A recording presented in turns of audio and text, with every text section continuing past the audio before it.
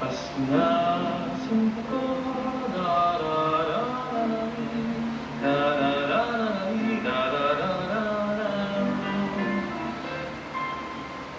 yung awitin na yun ni Gary Valenciano. Alam niyo yung lumikha nun, klasiko nung college, Francis Dandan.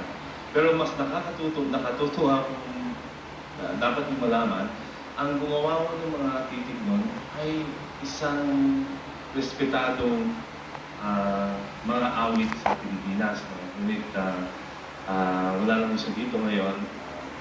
Siya po ay si Aurelio Fresnel. Siya yung gumawa ng mga titig nun. Ganda, Pasko na, sinta ko, hanap-hanap kita. Dari-da-da-da, di-di-da-da.